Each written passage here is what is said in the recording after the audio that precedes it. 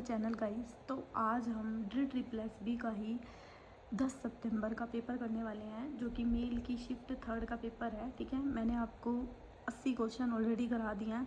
आज हम 81 क्वेश्चन करते हैं। तो चलिए गाइस स्टार्ट करते हैं अपनी वीडियो। हमें क्वेश्चन दिया है, which theorem state that an integral function attain every finite value with at most one possible exception.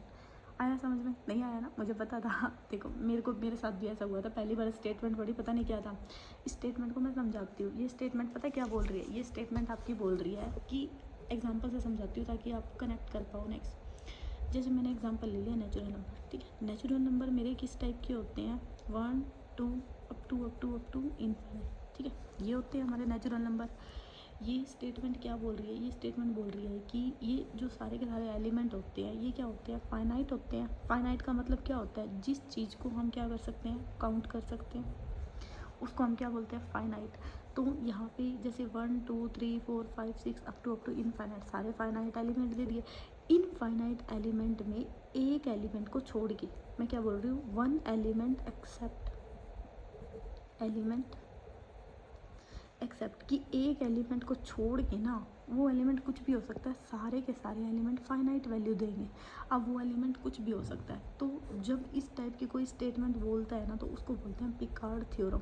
ये जस्ट मैंने आपको लर्न करने के लिए बताई है। ठीक है, इसका मतलब इसका कोई वो लॉजिक वॉजिक नहीं जा रहा कि ऐसे कुछ, बट जस्ट मैंने आपको लर्न करने के लिए, क्योंकि स्टेटमेंट है, डेफिनेशन है, तो मैंने सोचा कि बच्चे पता नहीं कितना ऐसा रट्टा मारेंगे। और मैं सच बताऊँ, पढ़ने के बाद ना मतलब लगता है हमको कि हमने सब कुछ पढ़ लिया है, लेकिन जब हम समझ के नहीं पढ़ते ना, डायरेक्ट हम रट्टा मारते हैं, तो भैया वहाँ पे हम भूल जाते हैं चीज़ें। ठीक है, तो जब हम क्रैमिंग करते हैं तो हमारे भूलने की पॉसिबिलिटी बहुत ज़्यादा होती है। इसलिए मैं आपको ना कनेक्ट करके पढ़ा रही हूँ। ठीक है, मैथ्स के साथ ही कनेक्ट कर रही हूँ। तो अब आप भूलोगे नहीं कि कोई भी फाइनाइट हमें फाइनाइट एक क्या दे दी? सेट दे दिया। कोई भी उनमें से एक एलिमेंट ऐसा है जो एक फाइनाइट वैल्यू नहीं देगा। ठीक है, बाकी सारे को छोड़ के। तो ये वाली जब स्टेटमेंट बोलते हैं तो इसको बोलते हैं पिकार्ड थ्योरम। होप सो आपको डेफिनेशन लर्न होगी। अब देखो, अब पढ़ते हैं इस पर कि कौन सी थ्योरम बताती है कि N integral function attain every finite value, कि जो हमारा इंटीग्रल फंक्शन है ना, वो क्या दे रहा है? फाइनाइट वैल्यू दे रहा है एटमोस्ट वन। एटमोस्ट वन का मतलब होता है कम से कम एक को छोड़ के, एक नहीं भी हो सकता। ठीक है, एटमोस्ट का मतलब क्या होता है? देखो, आपके पास ना 2 पॉइंट होते हैं। एक मतलब होता है मैथ्स में एटलीस्ट, और एक होता है एटमोस्ट। ठीक है, इसका मतलब समझो। जैसे मैंने दे दिया कोई नंबर 3 है, एटलीस्ट का मतलब होता है 3 4 5, मतलब एटलीस्ट का मतलब होता है बढ़ेगी वैल्यू, कुछ भी हो सकती है। और एटमोस्ट का मतलब होता है 3 तो होगा, लेकिन उससे कम 2 1 0 ये भी हो सकती है। तो यहाँ पे यही बोल रहा है कि एवरी फाइनाइट, कि सारे के सारे फाइनाइट वैल्यू देंगे एटमोस्ट वन पॉसिबल एक्सेप्शन, कि उनमें से एक को छोड़ के। ठीक है, वो एक हो भी सकता है, नहीं भी हो सकता। तो इस टाइप की जो स्टेटमेंट बोलते हैं ना, उसको बोलते हैं पिकार्ड थ्योरम। ठीक है, तो होप सो गाइस आपको लर्न होगी ये। नेक्स्ट हमें दे दिया, what is the order of convergent of cos hyperbolic Z. जब आपको इस टाइप का क्वेश्चन मिले ना, कोस हाइपरबोलिक जेड या फिर टेंजेंट हाइपर, मतलब कोई भी जो ट्रिग्नोमेट्री में चलते हैं, तो आपको क्या बोल रखा है यहाँ पे क्वेश्चन में? Order of convergence. ऐसे चाहे आपको ऑर्डर ऑफ कन्वर्जेंस बोले, ध्यान से देखना मैं जो बोल रही हूँ। पेन ले लेती हूँ मैं, ठीक है, क्योंकि इससे थोड़ा सा अच्छा नहीं लग रहा। तो ऑर्डर ऑफ कन्वर्जेंस, या फिर आपको बोले रेडियस ऑफ कन्वर्जेंस, मतलब कुछ भी आ सकता है। इन दोनों का मतलब ना सेम होता है। ठीक है, अब रेडियस ऑफ कन्वर्जेंट क्या होता है? रेडियस ऑफ कन्वर्जेंट में ना आपका एक फॉर्मूला चलता है कि an+1, ये आपको लर्न करना है फॉर्मूला, कि 1/r क्या होता है? an+1 divided by an। ठीक है, और यहाँ लिमिट लगा सकते हो n टेंडिंग टू 0 या फिर इनफाइनाइट, वो डिपेंड करता है कि क्वेश्चन कैसे दिया, उसके अकॉर्डिंग लिमिट चलती है। ठीक है, कभी कभी इनफाइनाइट भी चलती है, कभी 0 भी चलती है, वो डिपेंड करता है। तो बस सिंपली इसका ये फॉर्मूला होता है। ठीक है, और इसको निकालते कैसे हैं? मतलब ये पावर सीरीज़ में ये ना a की पावर n इंटू में, मतलब z की पावर लेते हैं, वैसे z की पावर n इंटू में n, इस टाइप का चलता है। और जो ये n होता है ना, नीचे हो, ऊपर हो, या फिर इसके साथ भी हो सकता है, तो वो जो n होता है ना, उसको बोलते हैं हम an। वहाँ से निकलता है हमारा an। ठीक है, अगर मैं यहाँ an बोलूँ तो 1/n। ठीक है, तो इतना थोड़ा सा आपको होप सो समझ में आया। यहाँ इसको बोलते हैं हम रेडियस ऑफ कन्वर्जेंट या फिर ऑर्डर ऑफ कन्वर्जेंट, जब भी निकालना हो। अब हमें दे दिया यहाँ पे कोस हाइपरबोलिक √z, ये दे दिया। अब इसमें क्या होता है? हमारा जो ऑर्डर ऑफ कन्वर्जेंस होता है ना आपका, ध्यान से देखना, ऑर्डर ऑफ कन्वर्जेंस वो क्या होता है? वो होता है z की power 2n divided by 2n का फैक्टोरियल। ये आपको ना लर्न करना है, ठीक है। मुझे नहीं पता कैसे लर्न करोगे, लेकिन मैं बता रही हूँ ये लर्न करना है। ये हमारे ट्रिग्नोमेट्री के लिए यूज़ होते हैं। तो इसमें कोस हाइपरबोलिक था, तो आपको लर्न करना है। ये होता है 2z की पावर 2n बाई 2n का फैक्टोरियल। और जो यहाँ पे अब यहाँ पे हमें z दिया है, ये होता है हमारा कोस हाइपरबोलिक z के लिए। अब यहाँ पे z दिया है, z तो हमें क्या दिया, रूट z दिया है ना कोस हाइपरबोलिक में हमें जो गिवन है। तो बस आप z की जगह क्या लगा दो, रूट z, और ऊपर पावर एज इट इज़, और नीचे क्या हो गया 2n का फैक्टोरियल, ठीक है। अभी मैंने कुछ नहीं किया, जस्ट इसको सिंप्लीफाई किया है कि यहाँ क्या आ गया z की पावर n इंटू 2n का फैक्टोरियल। अब इसको एंड इसको कंपेयर करो, z की पावर n एंड z की पावर 2n, तो यहाँ से हमारा an क्या निकल जाएगा, 1/2n का फैक्टोरियल। तो होप सो आपको ये समझ में आया मैंने an कैसे निकाला है। अब इसका निकालते हैं हम रेडियस ऑफ कन्वर्जेंस। ध्यान से देखना, हम क्या निकाल रहे हैं, रेडियस ऑफ कन्वर्जेंस। तो मैंने अभी इसका फॉर्मूला बताया क्या होता है, an+1 डिवाइडेड बाय an। ये 1/r में चलता है, ये भी चीज़ याद रखना, क्योंकि हम भूल जाते हैं, हम सोचते हैं r पे चलता है, नहीं ये 1/r पे चलता है। तो यहाँ पे an आपका क्या हो गया, 1/2n का फैक्टोरियल, ठीक है। अब इसमें an+1 की वैल्यू क्या हो जाएगी, n की जगह बस सिंपली क्या कर दो, n+1 कर दो, ठीक है। तो यहाँ पे वैल्यू पुट करो an+1 की। अब जब ये ऊपर है तो ये रेसिप्रोकल होकर क्या हो जाएगा, नीचे हो जाएगा, इस टाइप का ही जाएगा, 2n+2 का फैक्टोरियल। और जो ये नीचे था ये पलट के क्या हो जाएगा, ऊपर हो जाएगा, क्योंकि 1/, में है, ठीक है। इतना होप सो आप समझ पा रहे होंगे मैंने कैसे लिख दिया ये। तो यहाँ से आपका रेडियस ऑफ कन्वर्जन यानी कि ये क्या हो गया, 2n का फैक्टोरियल। और यहाँ पे 2n+2 का फैक्टोरियल है ना, देखो जैसे जो हमारा ये 2 का फैक्टोरियल होता है ना, इसको मैं खोलती हूँ तो कैसे चलता है, 2 × 1, ठीक है, मतलब घटते हुए टर्म में चलती हैं। अगर मैंने 3 का फैक्टोरियल लिखा तो मैं इसको लिखूँगी 3, 2, 1 का फैक्टोरियल। मतलब ये जब फैक्टोरियल को हम खोलते हैं ना तो ये घटते हुए क्रम में जाता है, आई मीन 2 से डिक्रीजिंग फॉर्म में जाता है, ठीक है। तो यहाँ पे ये क्या दे दिया, 2n+2 है ना इसका फैक्टोरियल। अब मैं इसको डिक्रीजिंग की फॉर्म में लिखूँगी तो 2n+2, पहले तो ये टर्म एज इट इज़, फिर क्या इससे एक कम 2n+1, एंड फिर इससे एक कम 2n का फैक्टोरियल, क्योंकि 2n+0 लिखूंगी वो भी तो वही मर्जी है, वही 2+2n का फैक्टोरियल। अब 2n के फैक्टोरियल से 2n का फैक्टोरियल क्या हो गया, कैंसिल हो गया। तो यहाँ पे लिमिट लेके चलो, लिमिट आप 0 लेके चलो, तो ऊपर तो हमारा कट गया 2n, 1/, बच गया 2n+2 एंड 2n+1। और लिमिट हमारी किस पे जा रही है, एंड टेंडिंग टू 0 पे, तो 1/। अब लिमिट ना यहाँ पे इनफाइनाइट पे जाओ, इनफाइनाइट पे जाएगी, क्योंकि मैं डायरेक्ट 0 पे करूँगी ना तो 1/0, और ये मेरा चल क्या रहा है, 1/r चल रहा है। ये लिमिट यहाँ पे आपकी जाएगी एंड टेंडिंग टू इनफाइनाइट। यहाँ पे ना 0 का वैसे कोई रोल नहीं होता, ये ना गिवन होती है लिमिट।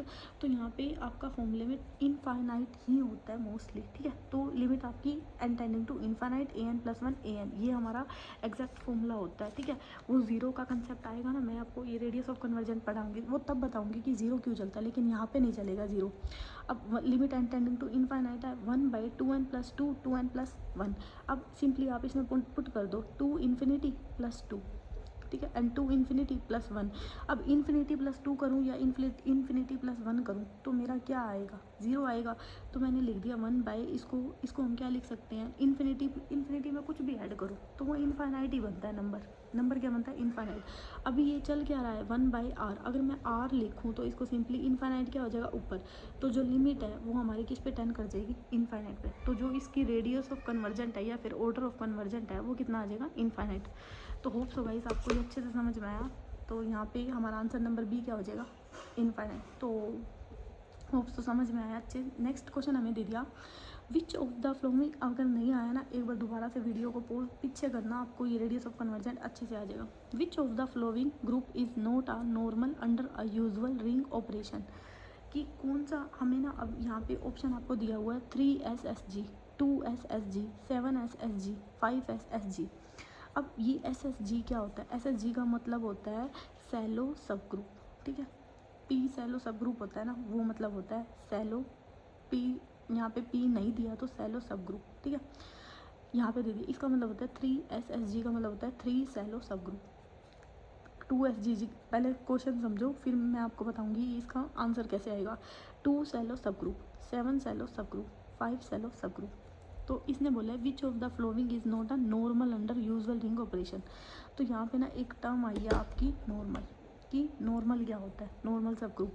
नॉर्मल सब ग्रुप ना वो होता है सिंपली जब हमारा ना कोई भी सब ग्रुप है या फिर ग्रुप है वो केवल ना एक सेलो सब ग्रुप दे। ध्यान से सुनो मैं क्या बोल रही हूँ। मैंने यहाँ डेफिनेशन लिखी हुई है कि सेलो पी सब ग्रुप इज़ नॉर्मल, कि कोई भी सेलो ग्रुप है वो हमारा नॉर्मल कब होगा, जब वो एक सेलो सब ग्रुप देगा, एक। ठीक है, तो यहाँ पे आपका ये रिजल्ट ही होता है कि 3, 5, 7 यानी कि 3 सेलो सब ग्रुप, 7 सेलो सब ग्रुप और 5 सेलो सब ग्रुप, ये इनके पास ना एक हमारा क्या होता है, पी सब ग्रुप होता है। लेकिन जो हमारा 2 सेलो सब ग्रुप होता है ना, इसके पास क्या होते हैं हमारे दो या फिर मतलब यूँ बोल सकते हैं एट मोस्ट या फिर एट लिस्ट भी बोल सकते हो, हैज़ मोर देन 1 सेलो सब ग्रुप, यानी कि इसके पास ना एक से ज़्यादा क्या होते हैं, सेलो सब ग्रुप होते हैं, इसलिए ये हमारा नॉर्मल नहीं है। तो आपको इस क्वेश्चन को कैसे समझना है कि कोई भी ग्रुप नॉर्मल सब ग्रुप तब होगा जब उसके पास सिर्फ एक ही क्या होगा, सेलो पी सब ग्रुप होगा। लेकिन और इसके एग्जांपल याद रख लेना 3, 5, 7, यानी कि आप यूँ याद रख सकते हो प्राइम नंबर ही हो गए ना 3, 5, 7, इन सब के पास क्या होता है, एक ही नॉर्मल सब ग्रुप होता है। लेकिन जो 2 है, अब पता है इसको अगर मैं लर्न करने का आपको बताऊँ ना, जैसे 2 है, 2 को हम 2 बोल सकते हैं, एक तो ये प्राइम भी होता है और एक ये क्या होता है, इवन प्राइम होता है ना, इवन प्राइम नंबर एंड ये इवन नंबर भी होता है, यानी कि इसमें 3 चीज़ें चलती है, ये अपने साथ 3 चीज़ें लेके चलता है, इसलिए ये हमारा क्या नॉर्मल सब ग्रुप नहीं है। ठीक है, ये जस्ट लर्न करने के लिए मैंने बताया आपको, ताकि आपको एग्ज़ाम में माइंड में क्लिक हो जाए। तो होप सो गाइज आपको इतना समझ में आया। नेक्स्ट क्वेश्चन हमें दे दिया, name the smallest non cyclic group, कि हमारा कौन सा ना सबसे छोटा नॉन साइक्लिक ग्रुप होता है। तो अब जो हमारा एबिलियन ग्रुप है ना, ये तो हमारा क्या होता है, साइक्लिक होता है, तो ये तो वैसे ही कट गया और मैट्रिक ग्रुप का कोई मतलब ही नहीं है। अब हमारा ना Q8 ग्रुप को बोलते हैं क्वाइटेरियन ग्रुप ऑफ ऑर्डर 8। ठीक है, ये एंड K4 को बोलते हैं कैल्विन 4 ग्रुप। जो हमारा K4 है एंड Q8 है, ये हमारे दोनों क्या होते हैं, नॉन साइक्लिक होते हैं। लेकिन इनमें से छोटा कौन सा होता है, K4, क्योंकि K4 क्या होता है, हमारा छोटा एलिमेंट है। अब इसको K4 हमारा इस ऑर्डर में चलता है, जैसे 4 ऑर्डर है ना एंड Q क्या होता है 8 ऑर्डर, तो ये हमारा छोटा होता है और ये हमारा सेकेंड क्या होता है, बड़ा, मतलब इसको बड़ा भी बोल सकते हो। ये भी नॉन साइक्लिक होता है, ये भी नॉन साइक्लिक होता है, लेकिन छोटा ये होता है। ठीक है, अगर आपके ऑप्शन में ये होता है ना कि कौन सा नॉन साइक्लिक ग्रुप है एंड ऑप्शन होता है A एंड B, तो हमारा कैल्विन ग्रुप एंड क्वाटेरियन ग्रुप, ये दोनों हमारे क्या होते हैं, नॉन साइक्लिक होता है। लेकिन अगर इन दोनों में से छोटा पूछे ना, तो आपका K4 ग्रुप क्या होता है, हमारा स्मॉलेस्ट नॉन साइक्लिक ग्रुप होता है ऑफ ऑर्डर 4। ठीक है, तो होप सो गाइस आपको ये समझ में आ गया। नेक्स्ट हमें दिया है do CR equation are necessary and sufficient condition of a function of analytic function. ये बोल रहा है कि जो हमारा ये है एनालिटिक फंक्शन के लिए क्या हमारी CR इक्वेशन ही नेसेसरी होती है। क्वेश्चन को समझो अच्छे से, क्वेश्चन क्या बोल रहा है, क्वेश्चन ये बोल रहा है कि do CR equation are necessary and sufficient for a function to be analytic. यहाँ पे आपको ऑप्शन बना के दे रखे थे ट्रू, फॉल्स, बोथ ट्रू, मतलब ऑप्शन इस टाइप के थे, ट्रू एंड फॉल्स की फॉर्म में। तो इस क्वेश्चन का मतलब यही है, क्या CR इक्वेशन ही सेटिस्फाई होती है एनालिटिक फंक्शन के लिए, तो ये क्वेश्चन बोल रहा है। तो ये बात बिल्कुल गलत है, क्योंकि कोई भी फंक्शन एनालिटिक कब होता है, जब वो 3 कंडीशन को सेटिस्फाई करता है। पहला होता है उसके पास सिंगल वैल्यू होनी चाहिए, दूसरा होता है उसमें यूनिक डेरिवेटिव उसकी क्या होना चाहिए, डोमेन पे होना चाहिए, और थर्ड होता है जो CR इक्वेशन होती है ना, CR इक्वेशन का मतलब क्या होता है, करली U अपॉन करली x हमारा किसके इक्वल होता है, करली V अपॉन करली y, एंड करली U अपॉन करली y वो हमारा किसके इक्वल होता है, माइनस करली V अपॉन करली x। ठीक है, ये होती है हमारी CR इक्वेशन। तो ये पता है क्या बोल रहा है, ये बोल रहा है कि क्या CR इक्वेशन ही सेटिस्फाई करेगी तभी हम कह देंगे फंक्शन एनालिटिक है। नहीं, ये बात बिल्कुल गलत है। कोई भी फंक्शन एनालिटिक तब होगा जब ये तीनों कंडीशन को सोल्व करेगा। ओनली CR इक्वेशन सेटिस्फाई होने से ये फंक्शन क्या है, हमारा एनालिटिक नहीं होगा। तो होप सो आपको समझ में आ गया गाइस। नेक्स्ट हमें दे दिया the single direct product of 2 cyclic group is, जो हमारा the external direct product of 2 cyclic group, जो हमारा एक्सटर्नल मैंने आपको 2 ग्रुप बताए थे, एक होता था हमारा इंटरनल और एक होता था एक्सटर्नल। कल वाले क्वेश्चन में आपका आया था कि जो इंटरनल डायरेक्ट प्रोडक्ट दिया आपको ग्रुप का, उनका जो सब ग्रुप है वो क्या होता था। अगर किसने कल वाली वीडियो देखी है तो उसका आंसर क्या था आपका, वो होता था हमारा इंटरनल से किस में जाएगा, एक्सटर्नल डायरेक्ट प्रोडक्ट ऑफ सब ग्रुप। आज हमें क्वेश्चन दे दिया कि जो एक्सटर्नल डायरेक्ट प्रोडक्ट है ना 2 सब ग्रुप का, वो क्या होता है, इसका एज अ रिजल्ट है कि वो ज़रूरी नहीं है साइक्लिक हो, need not be cyclic. The external direct product of और 2 cyclic group is need not be cyclic, ये हमारे साइक्लिक नहीं होते। नेक्स्ट हमें दिया, ये ना थोड़े से रिजल्ट ही हैं, एंड वाले क्वेश्चन में कोई इतना बड़ा था नहीं बाकी तो। Let K be the number of P Sylow subgroup of finite group G, then अब क्या के क्या दे दिया हमें, नंबर दे दिया कि इसमें पी सैलो सब ग्रुप का दे दिया फाइनाइट, और ग्रुप का ऑर्डर कितना दे दिया जी। तो इसका सिंपली रिजल्ट होता है कि जो के है ना वो उसके ऑर्डर को भी क्या करेगा, डिवाइड करेगा। नेक्स्ट क्वेश्चन हमें दिया है, if f of z is analytic function, अब होप सो एनालिटिक फंक्शन आते हैं ना यू प्लस आयोटा वी, ये आनी चाहिए और 3 चीज़ें आनी चाहिए, क्या थी कि सिंगल वैल्यू होनी चाहिए, यूनिक डेरिवेटिव होना चाहिए और सी आर इक्वेशन को क्या करना चाहिए, सेटिस्फाई करना चाहिए, तब कोई फंक्शन क्या होगा हमारा एनालिटिक होगा। If f of z is analytic function whose real part is constant, then f of z is, अगर उसका रियल पार्ट कॉन्स्टेंट है, ये क्या कह रहा है, ये कह रहा है जैसे मान लो यू प्लस आयोटा वी है, ठीक है, ये हमारा कोई भी फंक्शन है एफ ऑफ जेड, अगर इसका जो ये पार्ट होता है ये रियल है, ठीक है, और रियल पार्ट का मतलब करली यू अपॉन में करली एक्स, इसमें जो सी आर इक्वेशन होती है वो किसके इक्वल होती है, करली वी अपॉन करली वाई, ठीक है। अगर ये चीज़ हमारी कांस्टेंट है तो कांस्टेंट का डेरिवेटिव भी क्या होता है, ज़ीरो, तो ये चीज़ भी हमारी क्या हो जाएगी, कांस्टेंट, ठीक है, यहाँ से ये चीज़ समझ में आई। और करली यू अपॉन करली वाई इज इक्वल टू करली वी अपॉन माइनस में करली एक्स, अब ये चीज़ क्या होगी, कांस्टेंट, क्योंकि रियल पार्ट है ना, तो ये चीज़ भी हमारी क्या हो जाएगी, कांस्टेंट। ओवरऑल जो हमारा फंक्शन निकल के आएगा f of z u plus iota v, अगर ये कांस्टेंट है, ये कांस्टेंट है, तो ये हमारा फंक्शन भी कैसा हो जाएगा, कांस्टेंट, ठीक है। तो इसका आंसर क्या हो जाएगा, कांस्टेंट। अगर रियल पार्ट कांस्टेंट है तो फंक्शन भी कैसा हो जाएगा, कांस्टेंट। नेक्स्ट क्वेश्चन दिया है हमें, और ये क्वेश्चन ना थोड़ा सा अच्छे से समझना, मैं बिल्कुल इजी वे में ही बताऊंगी आपको, क्योंकि ना थोड़ा सा परमोटेशन कम्बिनेशन के ऊपर का ही है, मल्टीप्लाई करना है सिंपली आपको ना, दो यहाँ पे इसकी मल्टीप्लाई करनी है, ये आपको इस फॉर्म में दिया 1 2 3, ध्यान से देखना मैं कैसे करूँगी, एंड 5 6 4 1। आपको ना मैं इसको थोड़ा साइड में करती हूँ, आपको ना सिंपली क्या करना है, इन दोनों की मल्टीप्लाई करके दिखानी है। आपको कैसे मल्टीप्लाई करनी है, अब ध्यान से देखो, इसको ऐसे करेंगे पहले 1 2 3, ठीक है, इसको इस टाइप से लिखना है। अब टोटल एलिमेंट कितने हैं, 6 तक है ना, 3 तो हो गए, अब लिख लो 4 5 6, ये इसको 6 एलिमेंट पूरे करने हैं। इसी तरह यहाँ पे भी 6 एलिमेंट पूरे करने हैं, 5 6 4 1, अब बच कौन सा गया, 2 और 3, ठीक है, यहाँ पे भी 6 एलिमेंट पूरे हो गए, यहाँ पे भी 6 एलिमेंट पूरे हो गए। अब इनकी चलानी है साइकिल। साइकिल चलाने का क्या मतलब होता है कि इनके नीचे हमने एलिमेंट लगाने हैं, जैसे पहले तो ये लिख लो 1 2 3 4 5 एंड 6, ठीक है गाइस। अब यहाँ पे आओ, जो हमें गिवन था, अब 1 पे किस पे जा रहा है, 1 किस पे जा रहा है, 2 पे, तो 1 किस पे जा रहा है, 2 पे, 2 किस पे जा रहा है, 3 पे, 3 पे, और 3 वापस किस पे आ रहा है, 1 पे, ठीक है। अब इनका तो हमें दिया ही नहीं हुआ 4 5 6, तो जिनका नहीं दिया हुआ ना पहले वाले में, उनका एज इट इज़ लिख लो 4 5 6। नेक्स्ट हमें दिया 5 6 4 1, अब यही एज इट इज़ पहले लिख लो। अब फिर से साइकिल चलाओ, 5 किस पे गया, 6 पे, 6 किस पे गया, 4 पे, 4 किस पे गया, 1 पे, 1 किस पे गया वापस से, 5 पे। अब इन दोनों की नहीं दी हुई ना इसमें, तो सेम लिख लो 2 एंड 3। यहाँ तक आया आपको समझ में, मैंने क्या किया, इसकी मल्टीप्लाई किस टाइप से करनी है, इसी है, बहुत ज़्यादा वो नहीं है। अब आपको चलना है राइट टू लेफ़्ट, मैं क्या बोल रही हूँ, राइट टू लेफ़्ट, ठीक है। सबसे पहले क्या करो, 1 2 3 4 5 एंड 6, इस एलिमेंट को लिख लो, 6 के 6 एलिमेंट। अब पहले ये वाले बना लेना। अब चलना है आपको राइट टू 6। अब 1 किस पे जा रहा है, 5 पे, और यहाँ पे देखो 5 किस पे जा रहा है, 5 पे, आ गया पहला पॉइंट। यहाँ पे देखो 2 किस पे जा रहा है, 2 पे, 2 किस पे जा रहा है, 3 पे, तो यहाँ आ गया 3। इसी तरह 3 देखो अब किस पे जा रहा है, 3 किस पे जा रहा है, 3 पे, और 3 किस पे जा रहा है, 1 पे, ऐसे करके लिखना है आपको। नेक्स्ट 4 किस पे जा रहा है, 1 पे, और 1 किस पे जा रहा है, 2 पे। यहाँ तक आया आपको समझ में। अब यहाँ पे देखो 5 किस पे जा रहा है, 6 पे, और 6 किस पे जा रहा है, 6 पे।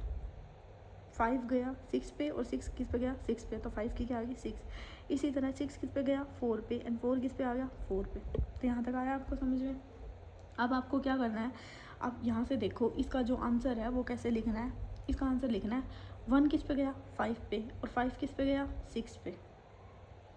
तो जो 1 के बाद है, पहले यहाँ पे 1 लिखोगे आप, क्योंकि जो हमें एलिमेंट गिव है 1 साइकिल चलानी है। अब दोबारा से 1 किस पे गया, 5 पे, 5 किस पे गया, 6 पे, तो यहाँ आएगा 6, ठीक है। इसी तरह 6 किस पे गया, 4 पे, 4 किस पे जाएगा, 2 पे। अब 6 के बाद क्या आ गया, 4, ठीक है।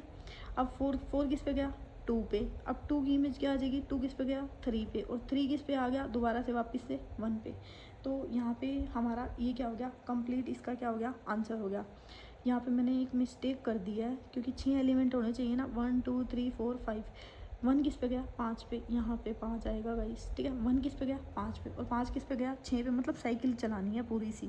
एंड 6 किस पे गया, 4 पे, 4 किस पे गया, 2 पे, 2 किस पे गया, 3 पे, एंड 3 किस पे गया, 1 पे, ठीक है। 3 किस पे गया, 1 पे। तो यहाँ से जो इसका पूरे साइकिल है वो इसका आंसर ये बन रहा है। तो इसको इस टाइप से मल्टीप्लाई करते हैं। मैं एक बार दोबारा से बताती हूँ आपको। सबसे पहले आपको ये गिवन था, ठीक है। उसके बाद आपने क्या करना है कि जो जो एलिमेंट जैसे दिए हुए हैं ना दोनों में मल्टीप्लाई, वो हमने वैसे लिख लिए, क्योंकि पूरे 6 एलिमेंट लिखने हैं, और जो नहीं दिए हुए ना उनको बाद में लिख दिया। ऐसी तरह मैंने यहाँ 1 तक लिख दिया, और जो 2 एलिमेंट नहीं दिए हुए थे, जो बच गए थे, वो मैंने खुद से लिख लिए। नेक्स्ट आपको क्या करना है कि 1 किस पे गया, 1 की 1 2, आपने क्या करना है, 6 के 6 एलिमेंट लिख लिए, 1 2 3 4 5 6। इसी तरह ये वाले एलिमेंट एज इट इज़ लिख लिए। अब आपका जो आपको गिवन था, 1 किस पे गया, 2 पे, 2 किस पे गया, 3 पे, और 3 किस पे गया, 1 पे। तो मैंने इस टाइप से ये एलिमेंट फॉलो कर लिए, क्योंकि फर्स्ट वाला साइकिल चला दिया, और फर्स्ट वाले में जो एलिमेंट नहीं गिवन थे ना, उनकी एज इट इज़ मैंने इमेज लिख दी। इसी तरह मैंने ये वाला भी सेम किया। 5 किस पे गया, 6 पे, 6 किस पे गया, 4 पे, 4 किस पे गया, 1 पे, और 1 किस पे गया, 5 पे। तो मैंने, और जो एलिमेंट नहीं थे इसमें, तो मैंने उनकी सेम इमेज लगा दी। अब मैंने राइट से लेफ्ट तक दोबारा से क्या करा, साइकिल चला दी। मैंने एलिमेंट लिखे 1 2 3 4 5 6, गोट इट। अब मैंने 1 की इमेज देखी किस पे है, 5 पे, 5 की इमेज क्या है, 5, तो मेरी 1 की इमेज क्या आ जाएगी, 5। सिमिलरली मैंने 2 3 4 5 6 की इमेज देखी, तो मेरी 3 1 2 6 एंड 4 आ गई। अब मैंने क्या करा, अब मैंने दोबारा से एक बार और साइकिल चलानी है। 1 की इमेज कितनी आ गई, 5, यानी कि पहले एलिमेंट क्या आएगा, 1। 1 किस पे जा रहा है, 5 पे, 5 किस पे जा रहा है, 6 पे, इसलिए 1 की इमेज कितनी आएगी, 5। 1 किस पे जा रहा है, 5 पे, 5 किस पे जा रहा है, 6 पे, 6 किस पे जा रहा है, 4 पे, 4 किस पे जा रहा है, 2 पे, 2 किस पे जा रहा है, 3 पे, और 3 वापस किस पे जा रहा है, 1 पे। यानी कि कहने का क्या मतलब है, इनकी मल्टीप्लाई इस टाइप से करनी है आपको कि साइकिल चलाने के बाद ना पूरा आंसर हमारा सेम आ जाए, ठीक है। ये थोड़ा सा ना टफ क्वेश्चन लगा लो, ठीक है। एक बार दोबारा से इसको करना। अब हम करते हैं क्वेश्चन नंबर 19। होप सो आपको 89 अच्छे से समझ में आ गया। तो क्वेश्चन नंबर 19 क्या बोलता है, इसमें हमें दिया हुआ है what are the number of element of order 100 of Z 200। जब आपको इस टाइप का कोई भी क्वेश्चन मिले ना, तो सिंपली ना गाइस इसका रिजल्ट होता है। रिजल्ट क्या बोलता है कि element of the order D in cyclic group Z, यहाँ पे 200 भी हो सकता है, 2000 भी हो सकता है, ठीक है, 20,000 भी हो सकता है, कुछ भी हो सकता है। इस जो भी आपको यहाँ पे एलिमेंट दिया होगा ना, उसका आपको निकालना है। जो पीछे वाला नंबर दिया है ना, उसका यूलर फंक्शन निकालना है, ठीक है। थोड़ा सा मैं बताती हूँ, ये जो मैंने अभी वर्ड बोला है यूलर फंक्शन, ये क्या होता है या इसका मतलब क्या होता है। सिंपली ना इसका मतलब, इसको तो इस फाई ऑफ एन से क्या करते हैं, डिनोट करते हैं। इसका मतलब होता है कि number of element in an, मतलब जो ये एन है, number of element in Euler function में कितने भी एलिमेंट हैं, वो क्या होने चाहिए, को प्राइम टू एन। वो एन के साथ क्या होने चाहिए, को प्राइम होने चाहिए। जैसे फॉर एग्जांपल मैंने 5 ले लिया, 5, ठीक है। 5 में कितने एलिमेंट है, 1 2 3 4 एंड 5, गोट इट। अब इसमें क्या होता है, इसमें ना आपको वो एलिमेंट लेने हैं जिसमें को प्राइम का मतलब होता है कि इस 5 को ना मैं जिसके साथ इसका SCF निकालूँ, वो क्या आना चाहिए, 1 आना चाहिए, ठीक है। तो 5 और 1 का SCF कितना होता है, 1, तो एक ये हो गया इसका। 5 और 2 का SCF भी कितना होता है, 1, तो एक और ये हो गया। 5 और 3 का ये भी 1 होता है। 5 और 4 का इज ऑल्सो 1। 5 और 5 का SCF कितना होता है, 5। तो टोटल एलिमेंट कितने हो गए, 4। तो इसका जो 5 है वो कितना आ जाएगा, 4। इसको जनरली ना जो हमारे प्राइम नंबर होता है ना, इसको P-1 से भी हम क्या कर सकते हैं, मतलब इसका फॉर्मूला होता है कि अगर आपका यहाँ पे प्राइम नंबर है ना, तो इसका यूलर फंक्शन निकालना है ना P-1। तो अगर मैं 3 का निकालूँ ना, तो इसका आंसर कितना हो जाएगा, 2। सिंपली मतलब फॉर्मूला होता है। तो इतनी बात आई आपको समझ में कि यूलर फंक्शन क्या होता है। यूलर फंक्शन इसको 2 टाइप से निकालते हैं। एक तो हो गया इसका ये वाला फॉर्मूला, जब हम छोटे नंबर की बात करते हैं। एक इसका फॉर्मूला चलता है फाई ऑफ एन का बड़े नंबर पे, वो क्या होता है, n into 1 minus 1 by P1 and 1 minus P2। मतलब ये P1 P2 क्या होते हैं, ये P1 P2 का मतलब होता है कि आपके कितने प्राइम नंबर निकले हैं। जैसे अब यहाँ पे आपको क्या दिया था, 100 दिया था, मतलब फाई ऑफ 100 निकालना है, तो अब ये तो है नहीं कि आप 5/100 को इसको एज इट इज़ निकालोगे। इसमें आपने क्या करना है, सबसे पहले इसका लेना है एलसीएम। इसका एलसीएम ले लो तो ज़्यादा बेस्ट है। ये 50 पे गया, फिर ये 25 पे गया, एंड ये कहाँ पे गया, 5 एंड 5। तो अगर मैं इसके प्राइम फैक्टर बनाऊँ, कितने निकल गए, 2 की पावर 2 एंड 5 की पावर 2। इतनी बात आई आपको समझ में। यानी कि इसको मैं इस टाइप से लिख सकती हूँ, 2 की पावर 2 एंड 5 की पावर 2। इसके अंदर कितने प्राइम निकल गए, 2। अब मैं इसको कैसे सोल्व करूँगी, 5/n, यानी कि n कितना है, 100 × 1 - 1/2, जो कि प्राइम पहला क्या निकला है, 2, एंड दूसरा क्या निकला है, 5, 1/5। इसको सोल्व करने के बाद हमारे पास आंसर कितना हो जाएगा, 1/2 एंड 4/5। इसको सोल्व करो, 5 दूनी 10 एंड 10 10 4 जा कितना हो गया, 40। तो आपका जो 5/100 है उसका आंसर कितना आ गया, 40। तो इसमें जो नंबर ऑफ एलिमेंट है वो कितने हो जाएंगे, 40। तो होप्स तो आपको मतलब ये क्वेश्चन ऐसे अच्छे से समझ में आया। अब इसमें ना आपको यही याद रखना है कि जब भी आपको इस टाइप का कोई भी क्वेश्चन मिलेगा ना, तो मतलब नंबर ऑफ एलिमेंट निकालने हैं, तो आप फर्स्ट का ना निकाल के जो इसके पीछे वाले एलिमेंट है ना उसका निकालेंगे, यूलर फंक्शन, ठीक है। तो यहाँ पे ना आपके 19 क्वेश्चन कंप्लीट होते हैं, और जो 10 क्वेश्चन आपके रह गए हैं ना, तो जो 10 क्वेश्चन रह गए हैं ना, मैं तो ये सोच रही हूँ कि आपको ना जैसे कंप्लीट ये सारे पैडालॉजी के क्वेश्चन लेके PYQ विद कंसेप्ट के साथ आपको कराऊँ। बाकी आप कमेंट बॉक्स में बता देना, अगर आपको यहाँ पे भी चाहिए ना कि मतलब मैम इसके साथ ही कनेक्ट करके पढ़ाओ, तो मैं यहाँ बता दूँगी। बाकी मुझे ऐसे लग रहा है कि आप इसके साथ ना पढ़ाओ ना, मैं आपको अलग से ही PYQ के ऊपर ही विद कंसेप्ट के साथ समझाऊँ तो ज़्यादा बेस्ट है। तो जिसमें मैं आपको 2 या 3 क्लासेस में सारे क्वेश्चन विद कंसेप्ट के साथ करा दूँगी। बाकी आप मेरे को कमेंट बॉक्स में बता देना। सो यहाँ पे आपका मेल का शिफ्ट 3rd का पेपर कंप्लीट होता है। सो अगर वीडियो पसंद आ रही है